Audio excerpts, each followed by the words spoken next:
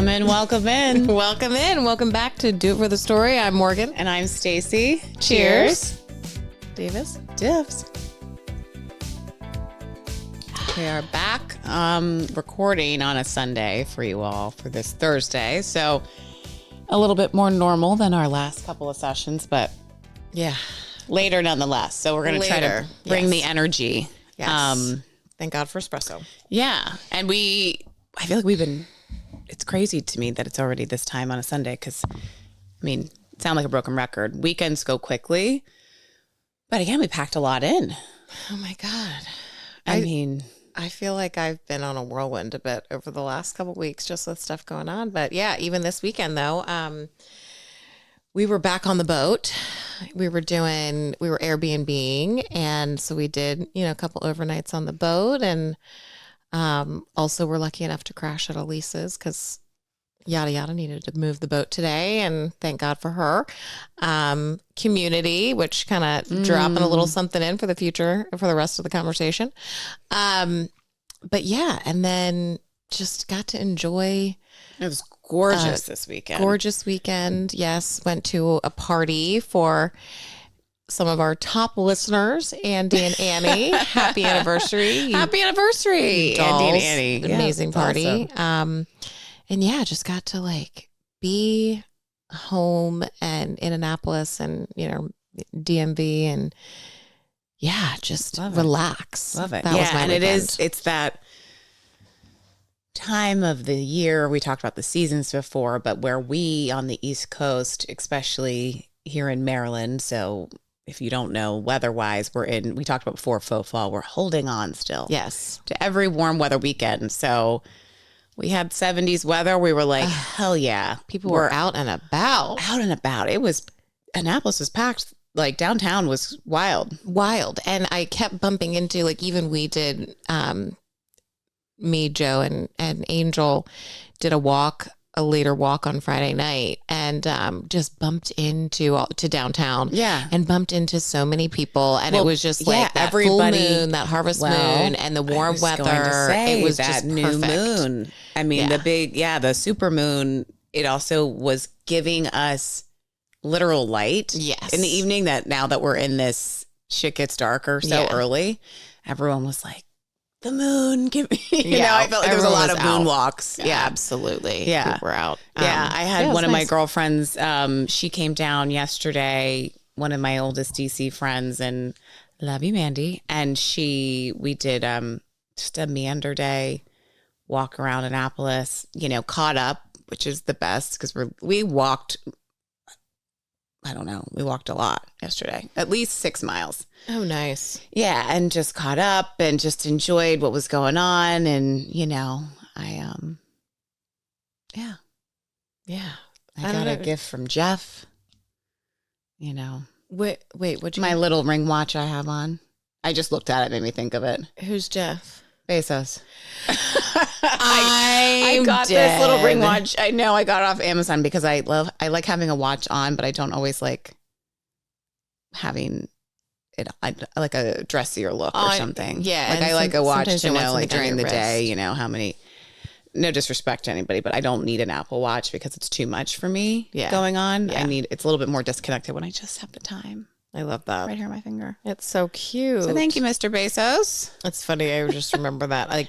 All the 90s things are back. That was so cool to rock the ring watch. Truthfully, I don't even know if this is back. I saw a gate attendant, shout out to Southwest Airlines I was like, she had all these rings on when I flew the other week. And I asked her, I was like, oh, and I love that you have a ring watch. I used to have one as a kid. And she said, and I said, is it vintage? And she goes, you know what?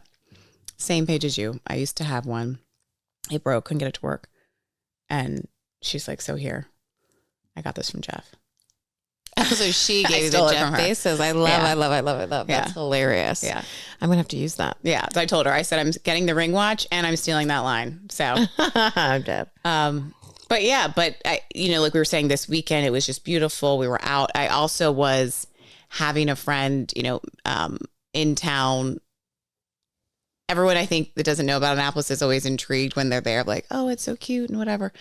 but it gives off that it's a city technically, but it's small town, and it gives that small town vibe. So of course, like you said, we're running into people. I'm like saying hi to folks yesterday. And it was also just that like level of people are happy and people are like saying like, oh, hey, what's going on? And so even Morgan and I talking about, okay, what are we going to discuss today? What are we going to talk about? We had been reflecting about just community in general. Yeah. And like community isn't just, well, literally community is about the people. It's not, the place can be the common denominator characteristic thing that you have in common, but community is people, whether you know, have in common a religion, a hobby, a topic, a place where you live. It comes down to the who. Yeah. You know? And so we were talking about that, and starting my weekend, actually, Friday morning, I worked Friday, but you know, everybody's already, we're looking towards the goal. Yes. We're looking doing whatever you can to get yourself through Friday. Exactly. And so I love to start Friday with like me time, usually like some yoga, something like that to kind of, you know, ground me for the day. And I started at beautiful Groundswell Yoga. So shout out to Duffy. It was my first class there. Nice. But in the class, so it was beautiful, amazing, I can't speak, intentions. But after class, Duffy, who led the class and owns Groundswell, was introducing, just not even introducing, but just in a natural way. She always naturally does it. Yeah, we were chatting and had just introduced me to a couple of the women there via like, oh, you know this person, she does this podcast, this person does this. And I met two women who then when I went across the street to grab coffee, ran into them again, and they were like, hey, do you want to sit with us and have coffee? And I said, I would love to, but I had to rush to get back to my desk for work. Right. But it was that little moment. I like, it set the tone for my day because call it we grew up in a small town, but everybody likes to not be recognized, but you like to have that human like, hey, how are you? The human interaction. The human interaction. Someone sees me and yeah, I mean, as simple as that, like people like to be seen and valued and heard. And even if it's simply the offering of, do you want to sit down? Right. Yeah, that totally sets a beautiful tone for your day. Right. And so while I didn't join them, you know, for the coffee, it was also the one woman happens to do sound baths and at some other locally at some yoga studios and has her own business. And also I didn't know at the time, I had just looked into her event because Duffy mentioned like, hey, there's a sound bath coming up. And I had gone onto her Instagram when I got home because I'd been meaning to get to one of those and saw that she also did Reiki. So I actually had a Reiki session today, which I'll talk about more in another pod. But I felt it's something I'd always wanted to do, but I felt like when I saw that she did this and it's already vetted, right, in my mind by someone I knew in the community, that especially since you know Duffy better than I do, I was like, okay, you know, energy attracts energy, good vibes. I also have seen some of these people, or she also does sound baths at another community yoga based class. So it was that level of trust as well. The power and community of me saying like, let me book a Reiki session because let's fill in the blanks. Something like Reiki is something like acupuncture or a massage where it's intimate. Right. And it's also, you know, like, especially for me, like I've never had a Reiki session. So especially for that, I wouldn't want something that I had no experience with and wasn't even really sure of what it entails to be with someone completely random, or at least that didn't have amazing Google reviews or something. Right. You know what I mean? Right. And it just made me, that more of like, go you know, ease I should into it. I've been wanting to do this. And then it was like, okay, the stars are aligning. This is someone, you know, that again, it's that vetting. Like those are my favorite moments. It was a referral without directly getting a referral. You know what I mean? Yes. And I love those moments too. You just saying that like you've been wanting to do it and it's like the like universe has been sending it to you multiple times. Exactly. You've heard it. And I don't know how to explain it, but like you're shaking your head right now. If you know what I mean, if you've experienced that, where like something like Reiki, you know, comes to you multiple times within a period of time, and you're like, okay, yeah, I'm just going to do that. I'm thing. listening. I'm tuning in to yourself. I'm listening to that. Self-aware, I'm leaning in. Exactly. present, Self-aware. Yeah. But so I was telling Morgan about this prior to us recording, and again, mentioning the theme of community kept coming up, right? And then even with, like I said, my friend that was in town and talking about just observing even folks on the street, and that everyone was like, hi, and just happy to be out and about.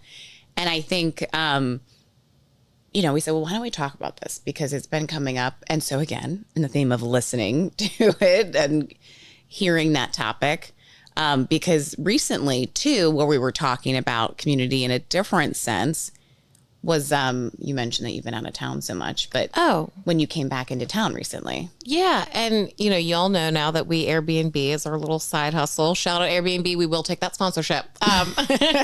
But, you know, and we do love it. I mean, it's been an amazing tool for us. But yeah, so we end up being out of town or align, you know, our trips and, you know, even if we're not out of town, even if I'm just like staying on the boat, you know, that takes effort and energy for me to do all those things. And even coming back to my house before it's like cleaned and all those things, like there's energy involved in all that.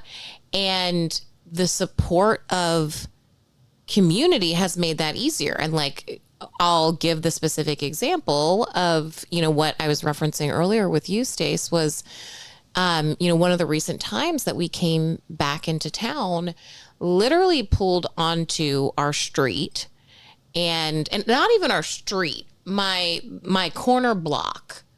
And so we're talking like my community couldn't even be like as close to my house as you can get. Right. And I turn onto the street and it's just me and Angel in the car. And the day I'm about to jump into, and I'm trying to stay centered and focused, but like I've just driven back into town, early drive back into town.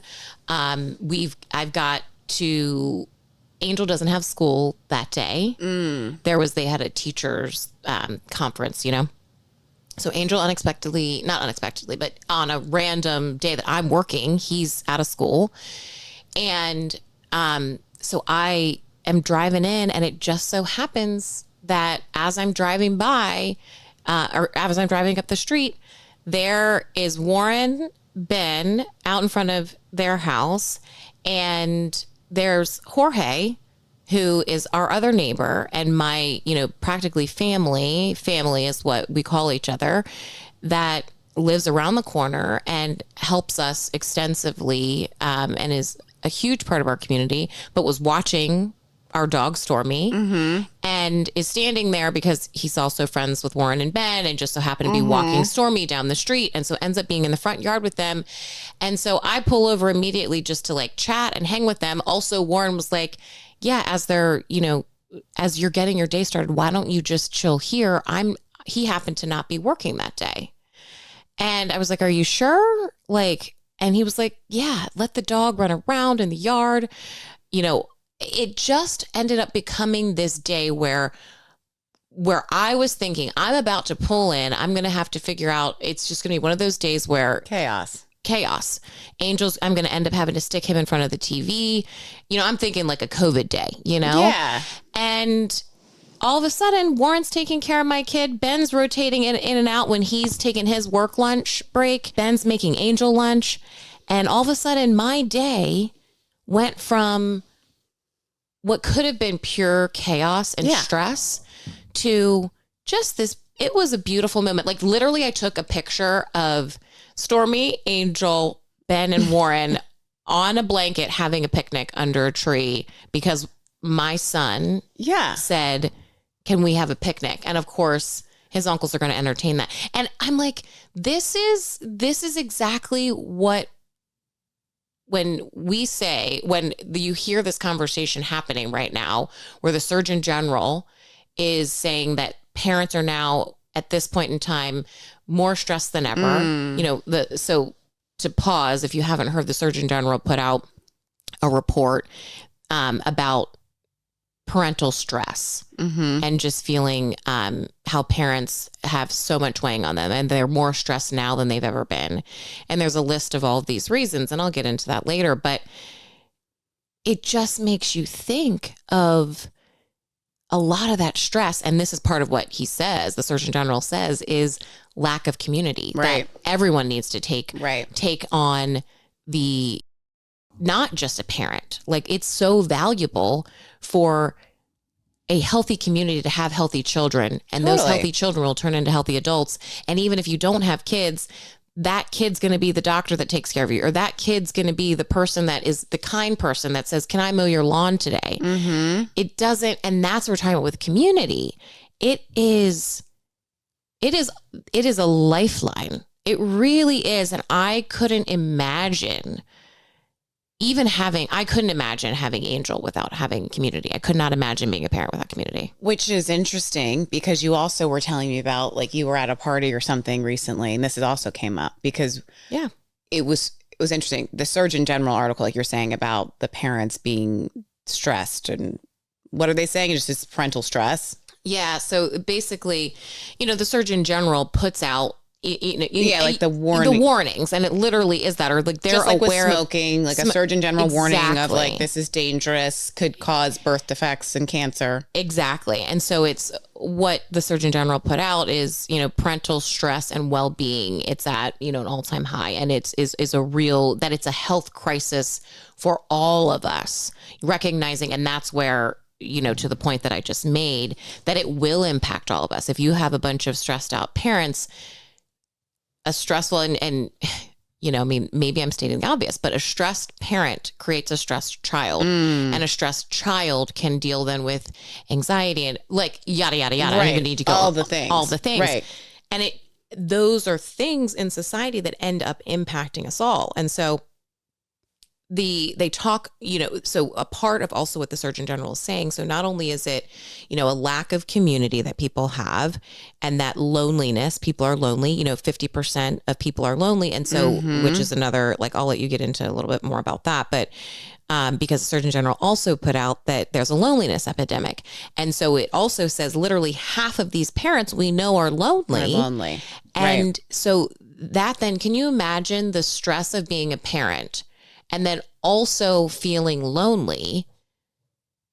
I mean, talk about, like, I can't imagine. Because just you saying that, can you imagine being a parent and then feeling lonely? And as someone who doesn't have kids, just the feeling lonely by itself, like you're saying, is so much. But then it's like, because I think of lonely, and especially in the child having children, I think you're caring for someone. You're putting everything into others. Nobody's taking care of you, looking out for you. Right. And interestingly, you saying that, you mentioned to me, you went to a party recently and there were other people, a lot of couples there that also had kids. And then there were couples there. There was a couple there that didn't. Right. And this couple, you said, I mean, you can tell it, but.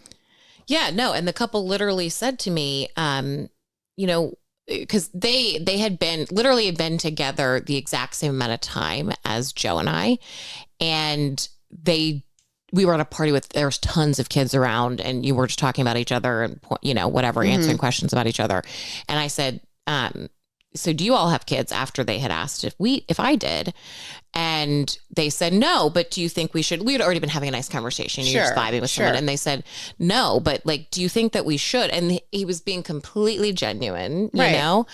And my exact response was, I said, the first thought that comes to mind is, because they'd already told me that they were from Chicago. So they were in town this was a party in Maryland. So I knew that they were in town. It wasn't like all the other people that I knew lived down the street from this party. And I said, I don't know your reason for being in Chicago, if you're from there originally or what, but my first thing that comes to mind is, if you're going to have kids, you need to either be around family or chosen family. You need community. You need support, because it would be so difficult and exhausting to be a parent without that.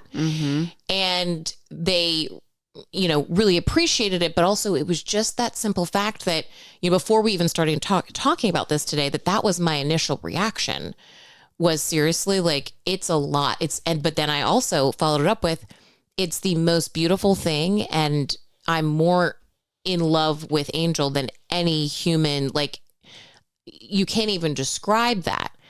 But that doesn't mean that because of that love, that it's easy all the time. And if I didn't have community, right. It's just the exhaustion. Right. So, right. Yeah. But, and so even that, when you told me this story about this couple asking, I'm like, well, that's perfect. Because again, like you're saying, you need, it takes a village. We always say that when it comes to kids or parenting, I should say, but we mentioned this in another podcast. It takes a village always. We are meant to be tribal herd people, and we're more into the point of or not the point, but to relate it to the loneliness. We do so much independently. We can go it alone. We can, should we? That's a different, that's right. That's really the meat of it. And I think with the aspect of, with the loneliness, with the Surgeon General parents being stressed, when that, because people probably have seen it, on Instagram or the article, it's been a headline. And when it was served to me, then I actually remember I DM'd it to you, just as this is interesting. And of course, if we see things that are interesting, it's like, what are your takes? Hopefully form up some juices for the pod. And Morgan immediately replied and just said, wow, I mean, that's not me. It's not my experience. Yeah. But I bet that would be your experience if you didn't have community. If I had been asked to relocate for work, for example, and I had said yes to that opportunity, yeah, I can't imagine. I mean, look at why so many people during COVID, as soon as they had to go remote, they were like, okay, well, I'm going to move back near family, or I'm going to, move to a place where I know I have community. Some were like, I'm going to the woods because I can now. And I'm like, you weren't from the woods. Yeah. Very interesting. It's but a lot of those people I've heard, I'm not saying like all of those people, but I just know of personal anecdotal stories where someone moved away during COVID because they were in a city or, just wanted the fresh air and to get outside because they can't do the typical interactions. And then they moved back because they don't have any community in this random farm, Right. And that's the thing. You're like, because for me, someone that doesn't have children, during COVID, I mean, we weren't far in proximity from our family and friends, but we were just, the house where Joe and I used to live in, it was just far enough from everybody. We were like 30 minutes from everyone, but it didn't have that. I wasn't getting that sense of community. And it was harder to connect with folks, that I just felt like it was creating an isolated atmosphere for me because I was working from home. Yeah. It's not like I'm going to meet people in where I was living then because work was not where I was located. And I had to make more of an effort. But when you're not in areas that are more, I don't know. I was living in a college town. I was living in College Park, Maryland. So if you know it, it's where the University of Maryland is. It was not the place that had so much more ease of like, hey, there's this meetup group, there's this yoga studio. I was lacking even that, like a yoga studio I could go to, which is always my go-to to find community, even if I'm traveling. So interesting. Same for me. And I want to just pop in and kind of get more of the local sense of thing. I'm like, let me try to find the local yoga studio. And so it was a little bit harder, but Joe and I had tossed the ideas back and forth. And I'm like, I learned in COVID, if something, God forbid, we don't want that to happen again, obviously, but if something happened where I have to then only be able to be around, a certain amount of people, or I can only be around people that are in my area, I'm like, I listened, I learned. I'm now, again, this is me saying it as a person that works remote, and I get it, that privilege, and I didn't have kids. I'm not saying we're moving or I'm taking you out of your school district. I do understand that in terms of stage of life, I was in a pretty cushy situation to make a pivot. But I'll tell you, when, we've mentioned it before, our good friend Warren and Ben moved here and are Morgan's neighbors now. I was like really feeling I need that. I'm going to be, of course, obviously FOMO I would have, but it was more of like, I'm not getting it. I've tried here to make friends. It's not happening, and it is impacting my happiness. Yeah, and it's interesting too because sometimes, I think there's certain places that I think the community thing, because of how the actual literal location is set up, I think it can be easier to make community. Like, I'm thinking of College Park, and like, there's not that same kind of like downtown or like community centered. Like, this huge. is where the hubs are. Like, you walk into Annapolis, and whether it's, Eastport or downtown, there's like certain areas that there's a hub. Even if you're talking about like the Naval Academy, like that's a hub. That's a place that community comes together.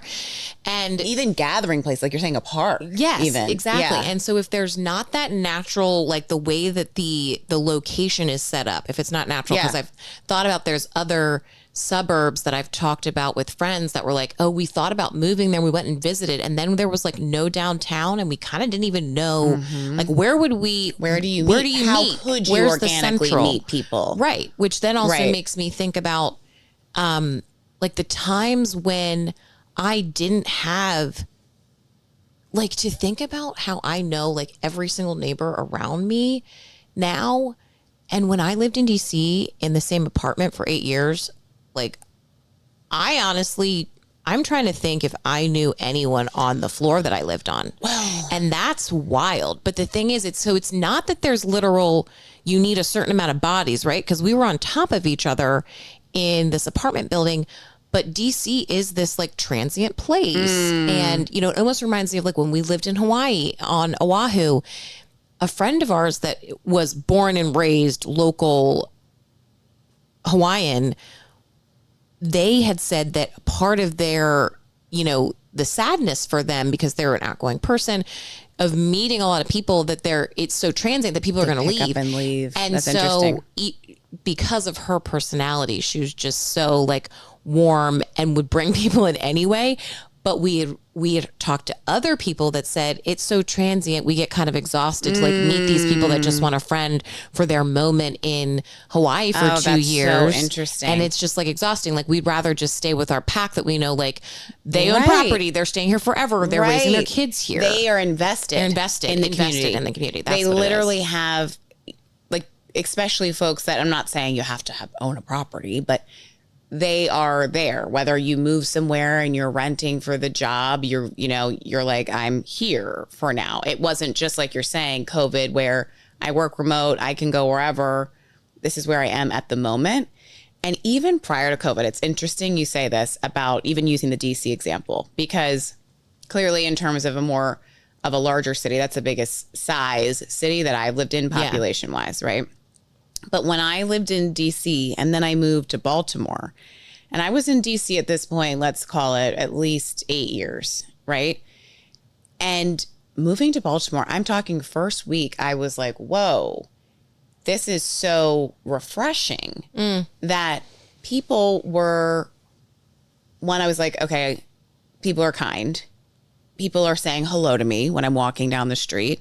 When I'm on a walk and I make eye contact with someone and say hi in the morning, and it's just us, it's just me and that one person for as far as I can see, they're not looking and putting their head down right away. And I'm like, sure, call that the small town person in me that I'm used, we grew up in a small town with, it was a small community, but we also had, our parents knew everybody. Yeah, but also, not to cut you off, but because I know where you're going, because the thing about Annapolis, though, like, we say it has the small town vibes, but that's because we literally mean small town vibes. It's actually not a small town. Right. And everybody's still looking you in the eye and saying hi. Right. Everyone's saying, good morning. There's more. Hi, how are you? Right. And I'm not saying this is for all of DC, but again, me personally, I was a renter living in a huge apartment building. Exactly. Like you said, I didn't know anybody on my floor.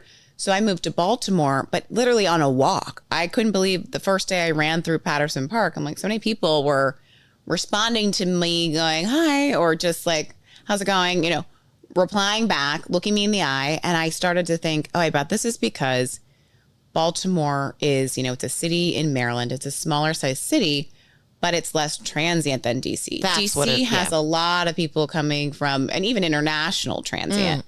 So it was that, but then because of it having this local connection, people that were, even if they weren't from Baltimore, but like myself at the time, I'm from the state of Maryland. Right. I went to school in Baltimore. Right. You have these connections. There's more commonalities where people can connect. And while I found, and in the other episode I mentioned about, you were less likely to see someone sitting alone at a bar in Baltimore, just grabbing a drink on their own or dinner or reading a book, like I might in DC or New York, right? But you were more likely to be, I had some friends there already, but it was them welcoming me into their groups, or then friends I made through them. I'm hanging out with friends of friends that, the main connection person was not involved in those interactions then without them. It was like, come to my book club, come to the yoga class, come to this sport thing that I'm doing, come to this improv thing that I'm doing. It was a lot more of grouping and people saying like, come along with me. It was just interesting than living in a bigger city. Yeah, it's funny because our DC time, and it was also, a different time. Remote work was not, there was, of course, some people were working remote, but that was not the same as when we were working in DC. And so we made a lot of friends through work. We were out working in person at work. And like you did improv in DC and there was, those things were happening, but a lot of those connections even were through work. It wasn't like, I didn't even, it's really, that's a good one to bring up. The improv I did in DC.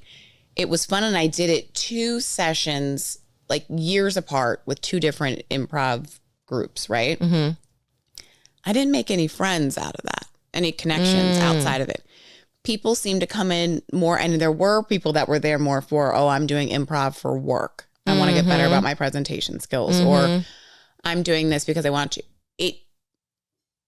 It seemed more, I don't know, there wasn't a lot of connection made. It was interesting in both of the groups that I had, whereas Baltimore, the times I went to the activities, people were much more, hey, what are you doing this weekend? And again, it was smaller in that you were more likely maybe to run into people if you were living in that area. But it really wasn't that about the running in. It was just a different community giving it was giving small town vibes. Well, you know what, too? I bet you anything, because like I haven't spent a ton of time in Baltimore, but like I'm a Marylander. I know Baltimore. I bet I would be willing to bet, and I'm interested to hear what your response is going to be to this. In Baltimore, I would guess that like some of the first questions that you're asked when you're meeting someone are like, what neighborhood do you live in, or what college did you go to? Absolutely. Or where did you go to high school? Where did you go to high school? Where did you go to high school is probably a big one. Yeah. Because there's a lot of that. And even elementary. Yeah. There's a lot of that assumed, like there's a lot of Marylanders. Right. Whereas DC, it's what do you do? Yes. And let's talk the what do you do is placing so much value on your job versus who you are as a human. We're saying like, I literally just heard this the other day. I don't remember what it was, but I think it was a podcast that was laughing about, when I know exactly what it was. Those Girls Gotta Eat, saying in New York, it's like making the choice of which neighborhood you live in, because that becomes a part of like your personality. Yeah. Like you're known, they were kind of making a joke. They're serious, but it was like a little bit of, if you choose Chelsea, if you choose Brooklyn, like, that's like part of your persona. And it's so interesting that, in DC, it's that same, you're not thinking that. That's you're not so thinking about, true. like in New York, you are asking what neighborhood you live in. The artists in New York, where it's so much focused around that. No one asked me in Baltimore what I did. And I think that's too because, again, pre-remote work, right? The jobs in Baltimore tend to be in the industries more of healthcare, education, and then like business wise, there was a lot of, there's bigger companies like the T. Rowe Prices and the, M&T Bank but you didn't have where DC, at least for me, I never worked in the government. Some people like to defend the DC. Why does everyone ask what you do? As in, well, there's a lot of people working in the government, and these are people that are working for, it's more of a passion thing. They're doing it for the mission, and I'm like, I don't know. That's such a DC thing to say. I think like you're saying, the common denominator is it's so transient that typically it goes to work, and maybe that is because it's typically, or there's a lot of people think government. You're a government employee trying to connect the dots, but. Totally agree. I would laugh about that in Baltimore. Nobody asked. It was not a leading question. And it's also too because of, and so I shouldn't say that's a cop out, because I do get what folks are saying, and don't get it twisted. We love DC. I wouldn't have lived there that long if I didn't find we had tons of community, if I didn't have a great time and all of the things. But it was a definite difference about DC. And I'm sure that there's other cities that are the same way. We had a great time, but like we talked about in other episodes where, at least me, I worked at companies I worked at a lot of startups. Mm-hmm. So with that, you tend to hire personnel, like you tend to be able to hire to like the outgoing, they would say the airport test. Who would you want to be in an airport with for 10 hours if your flight got delayed? Right. But it also, you're working together, usually in close quarters, as a startup might grow, literally sharing a desk and whatnot, that you do form. And they tend to be, at least when I lived in DC age-wise, the average age demographic at the companies I work for tend to skew younger. So it was easier for me just to be like, oh, these are people also in their 20s that are single, not married yet. We have a crew naturally that was put there for me. But now, if we're in this remote work world and I'm just a 20-something saying, I'm going to go to DC, that's a cool city, I want to experience that. Some of my friends, or not even, I got this job, even if they got a job there, you're less likely to have even other companies, right? Even those big groups, because we talked about it before, we would overlap, right? I would show up to the company happy hours where you were working. You would come to my work events. We talk about even how our friends, we would sometimes work at the same companies. We'd flip-flop over the years. But so that piece too, we talked about with the Surgeon General saying there is this, 50% of parents now are stressed. There's also the other side of it where there's the loneliness epidemic that the Surgeon General is also talking about. And so I mentioned that along with how work was for us, because I didn't have to make as much of an effort to find those places. They were I just got lucky. Like I said, my friend Mandy, who was here this weekend, I met her at work. We've been friends since 2010. Right. We then moved into she moved into the building I was living in. But that relationship started there and it kept going. But now with this loneliness epidemic, you're like, well, what's changed or why? And this, I have to read this quote because this is literally, and now a message from the Surgeon General. Okay. But this is what it says. The Surgeon General warned that about half of U.S. adults are experiencing considerable levels of loneliness, which can affect physical, mental, and societal health. He said loneliness is like hunger or thirst. It's a feeling that we experience when something we're lacking for survival is missing from our life. And if we respond to it relatively quickly, it may go away. But just like hunger or thirst, it's when it persists for a long period of time, when we're not able to figure out how to address it, that's when we start to worry. So just that quote, we're not meant to be alone. That's why history, it's, I'm not trying to everything's in at least pairs. Adam and Eve, Cain and Abel,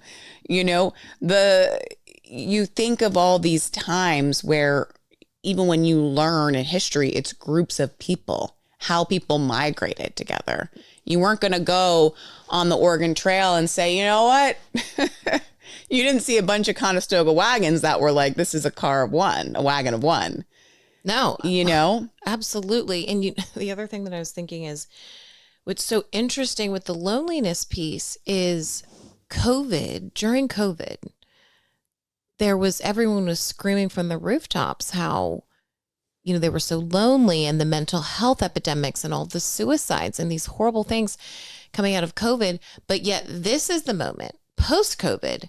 It's like how quickly we forget, right? How quickly we forget how. That's what I think. Do you remember when we couldn't hang out? And that's where, and because the loneliness, obviously, like we had said already, overlaps with the parent stress. And that research is overlapping. So the mention of loneliness, though, in the actual study, in the article, was also connected to social media and kids and parent stress over social media. And so it's also that it's like, how interesting, even though during COVID, we knew that what was happening was so unnatural, that we didn't want it, that it was terrible, that our kids were like, we hate this, we want to get back to school. But then yet we thrust the phones into their hands. We thrust the phone into their hands because they're like, okay, that's the only way to connect right now. We let the kids have those. And then, it's like our social media episode that we talked about. So then though, now we're in this, post-COVID, lockdown moment where now the kids, we've still let them keep the phones, right? Like we haven't taken the phones back. We haven't said, okay, you only get the phone, during these chunks of time where you're not allowed to have a phone until, you're 16, 17, 18. And that's where I'm just like, again, it goes back to the parenting piece, because starting it. It's well, and it goes back to the parenting piece, because again, this is literally what also is in the list of things that are stressing parents out, is social media. But because of the bullying and just the fact that it's there, and we know that it's draining the kids, but yet we're not taking it away. Yeah, because they don't want to be bad guy. Because they don't want to be the bad guy. And I need to remember her name. It's terrible, but I feel like any parent, you see her face all the time now. This top parent and child psychologist has said exactly that. Your job is not to be your child's friend. Yeah. It's not to make sure that your child is always, happy with you.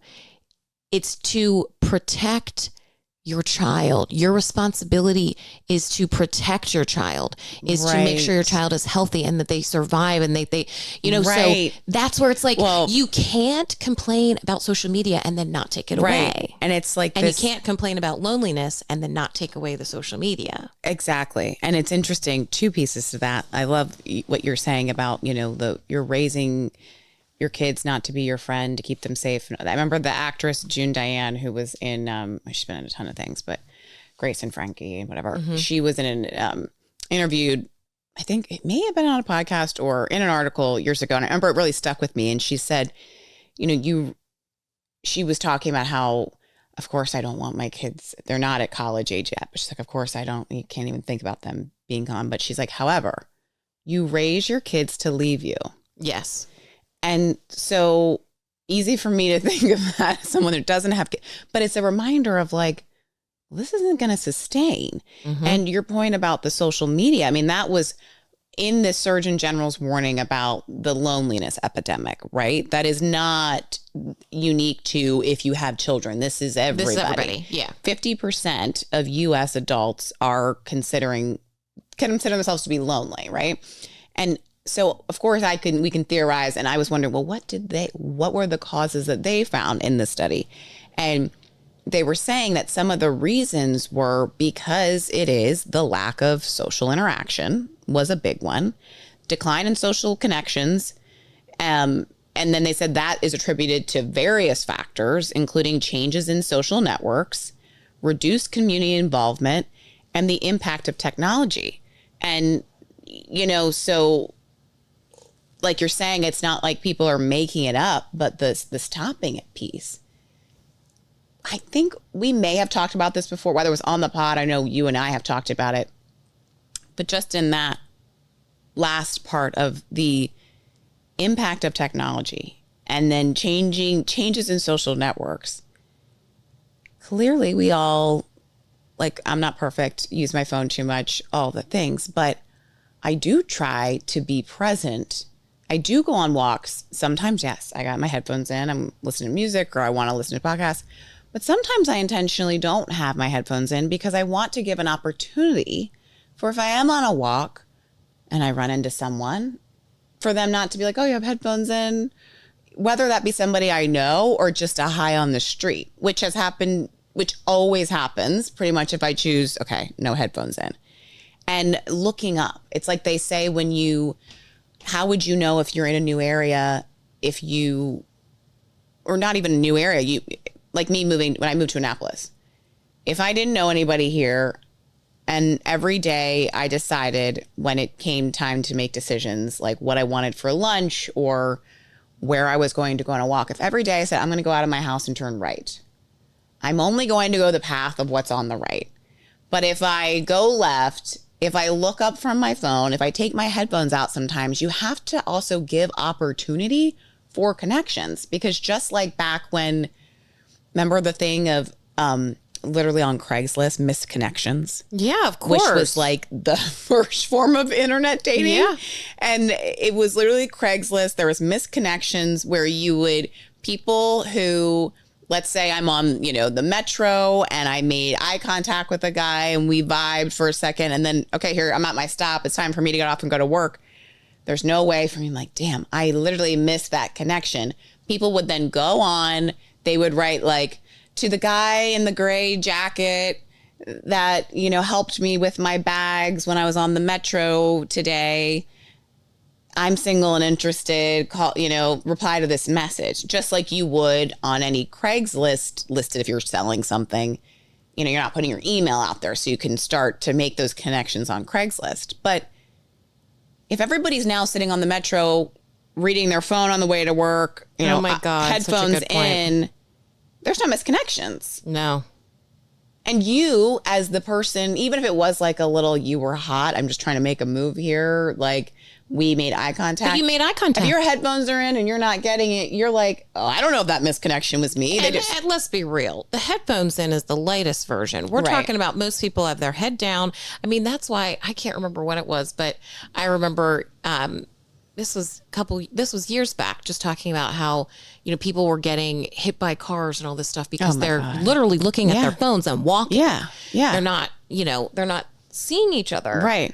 I just, all these things. The other thing that, immediately comes up is, well, actually, because in the Surgeon General's, the parental stress, review and article mentions, everybody, needs to be interested in this and talks about, of course, government and all these things, but also, employers saying, employers need to, talk about, it literally even listed like having trainings, it's for the managers. And I'm like, okay, like that's actually going to happen.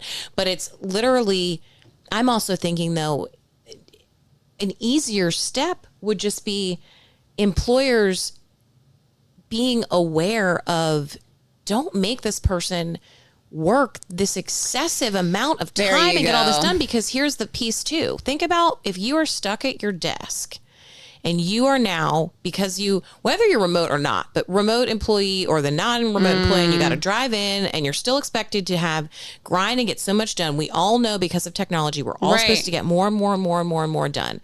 So what does that do? Not only are you sitting at your desk and you're alone, you're not making real human interaction connection. Totally. These are all virtual connections, and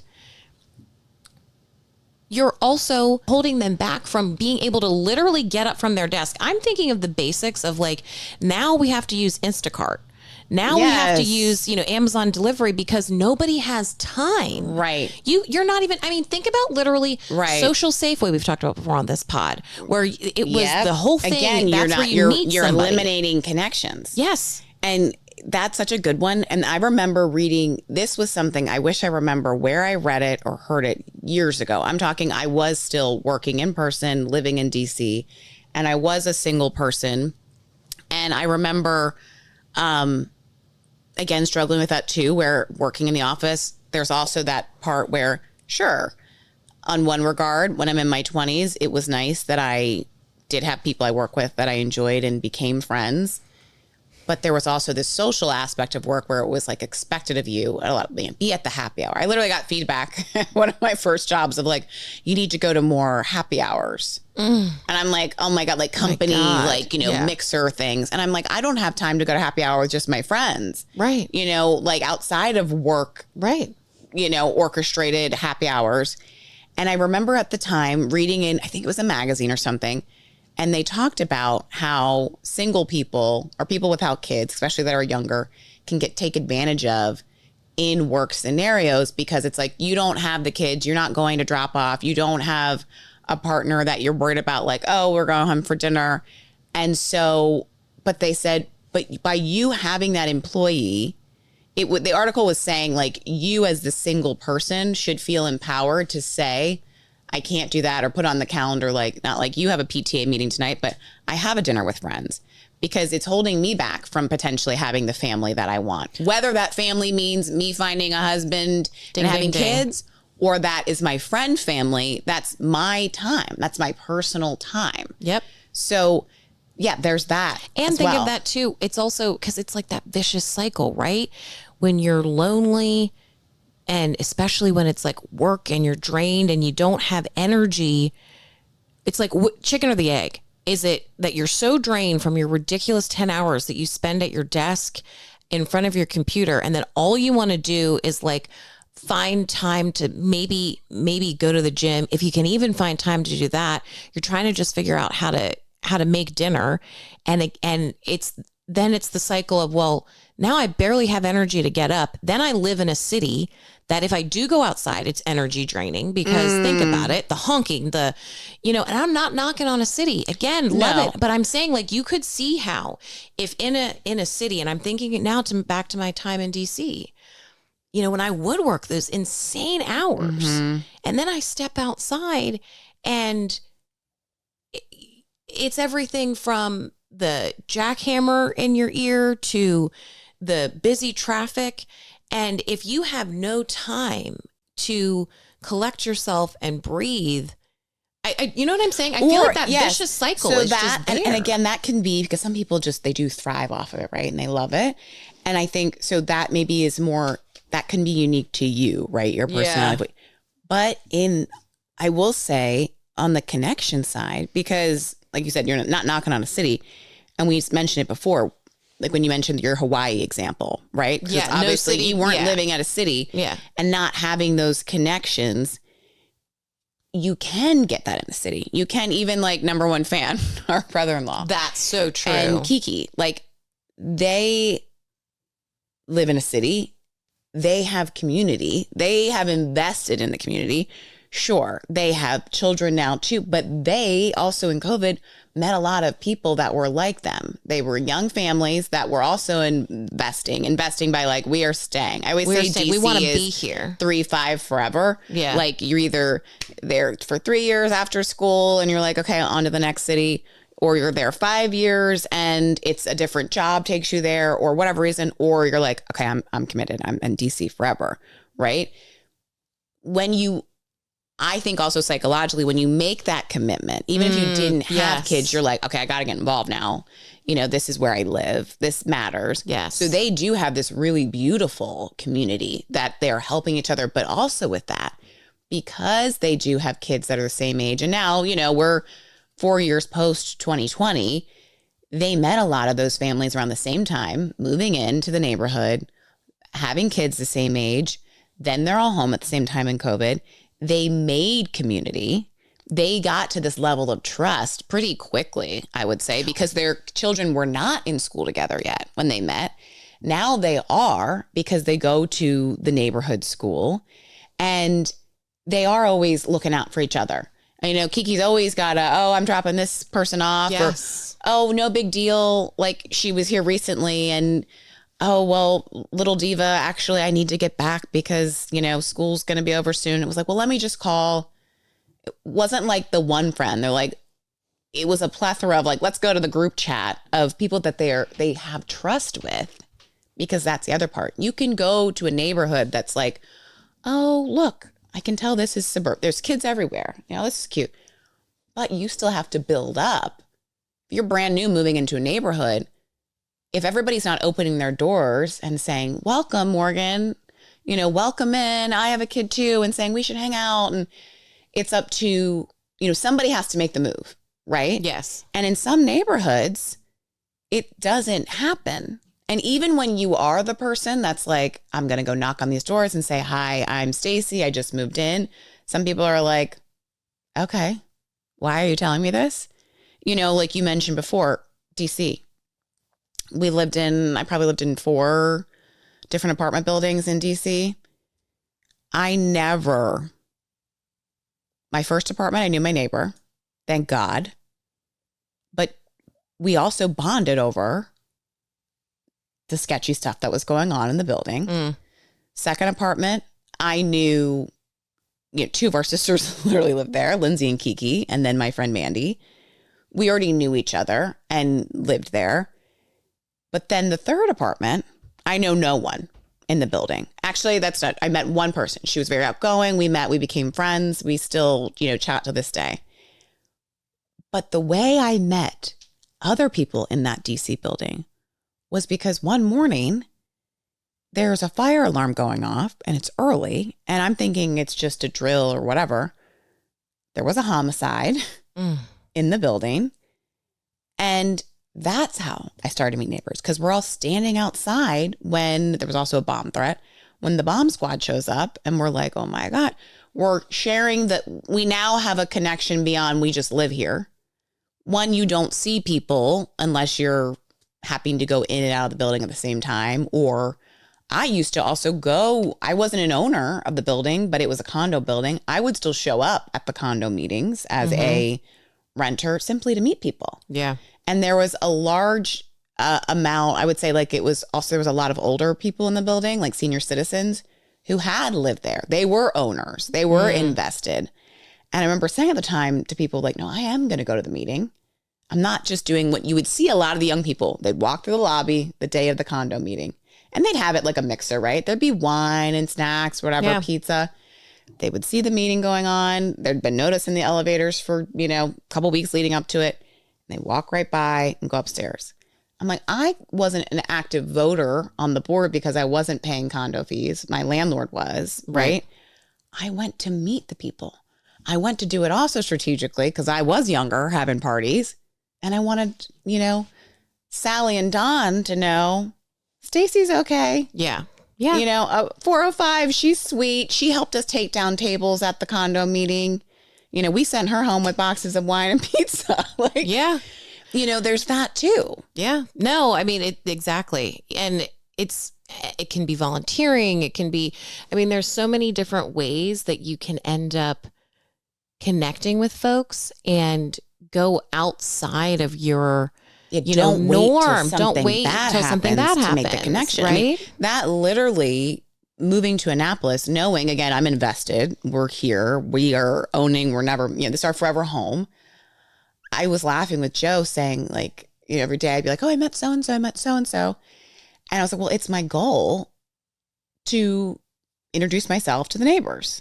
Oh, and absolutely. Not be like, this welcome wagon, like, hey, I brought muffins, but just organically, if I'm outside in my yard or on my front porch and someone's on their porch or they're walking by, I say hi, hello, good morning.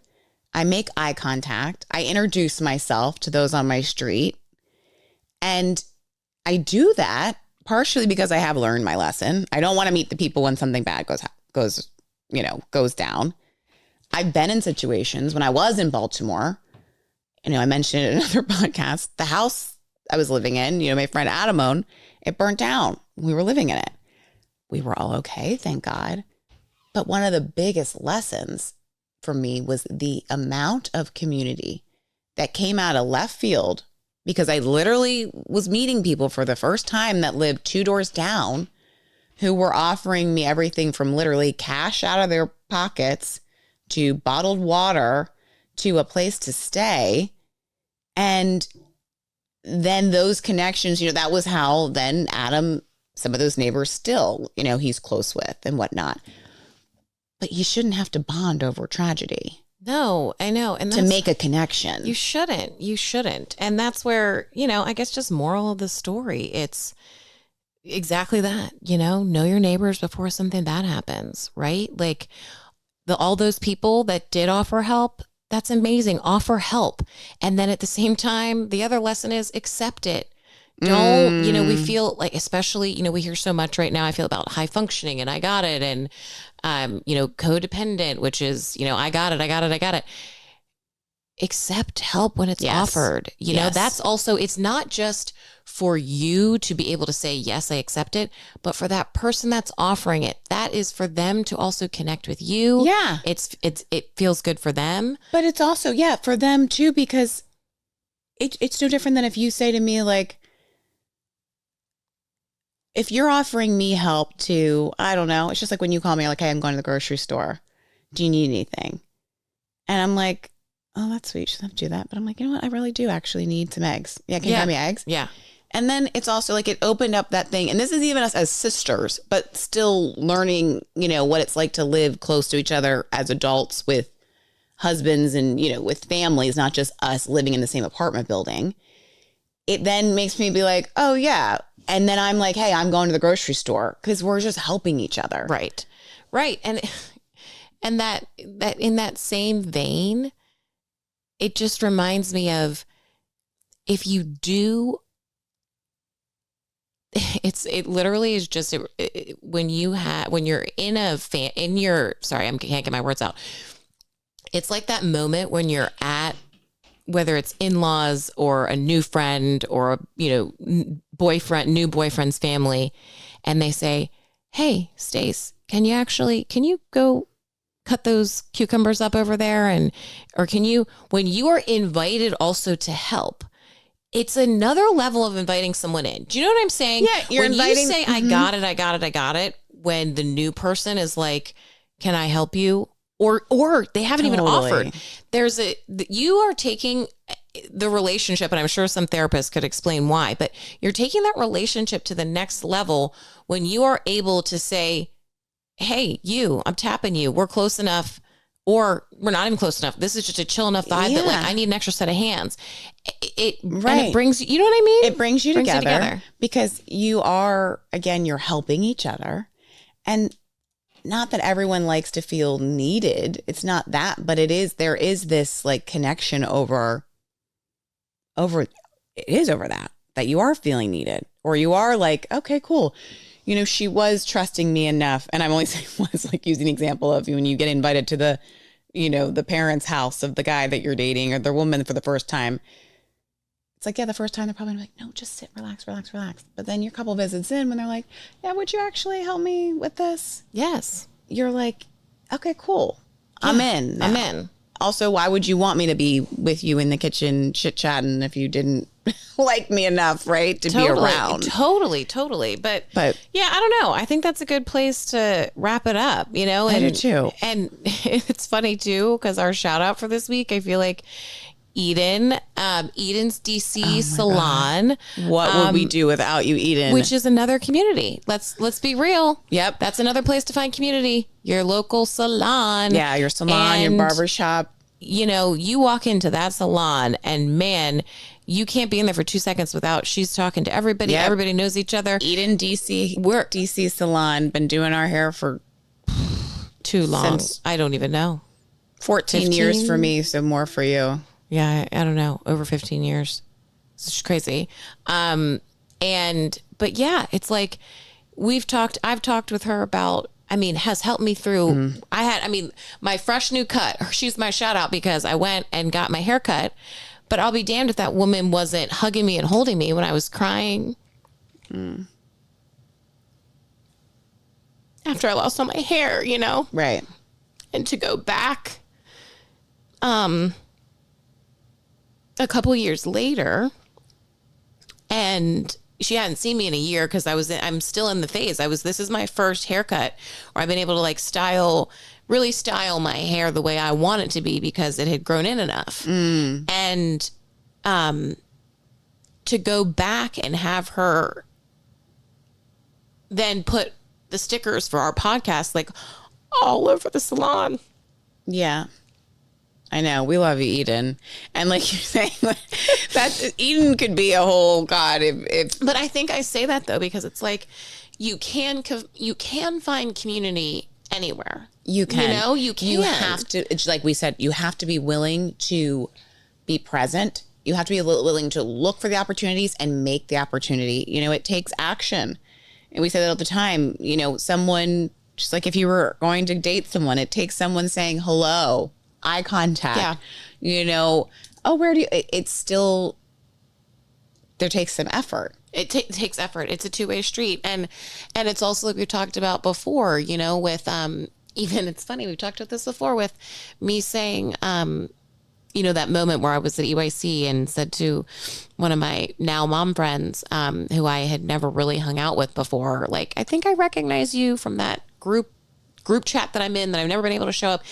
And then since then I've shown up and I've developed, more friendships. And, that's where, I don't know, it's just prioritizing people over what we feel like society and marketing tries to tell us that success is. Prioritize connection. Prioritize connection, because the whole, Instagram influencer of prioritizing the fact that you've got the perfect, contour.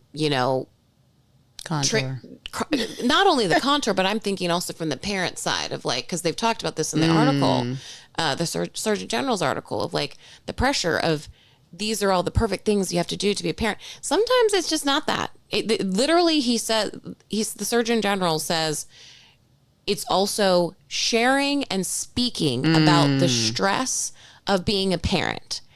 And, I could get it because you can relate. Or you can relate. And it's like we talked about, with honestly, even with how it's a funny to go in on the, the interior, unsolicited interior design, We're it's that connecting same. over, We're connecting. right? When you relate to someone, you have that deeper level of connection. And, it just immediately, I could get emotional again over, thinking about those moments when I've had a long day and I step outside, and whether, it's Warren or Ayesha, that moment of community when I get up from my desk. Like I said, just having, especially when we are remote and we're talking through a screen all day, being able to walk into, that's why I like to start my day with humans, going to the gym, saying hello, the person at the front desk saying hello. That's the other side of it too. Even if you're I have so many friends, I work in person, I know everybody on the block, you don't know your hello, your eye contact to someone else who does feel lonely, what it might mean for them. I could go on, but that's also where it's like, do check in on the older people in your neighborhood. Say hello, check in, do something for them, and it means so much for them, but it also means so much for maybe the family members that they have that don't live around the corner. We've experienced that. It's like, let's just take care of each other. Look out for each other. Yeah. Let's connect, look out, and literally look each other in the eye and say, hi, good morning. Hi, good morning. And how are you? With just, good morning. Good morning. Yeah. With that, good night. I'm kidding. But thanks for coming back. And Eden, shout out to you. Love you. Thanks for all the support. And yeah, Divas, Stiffs. Talk to y'all next week. Bye, y'all.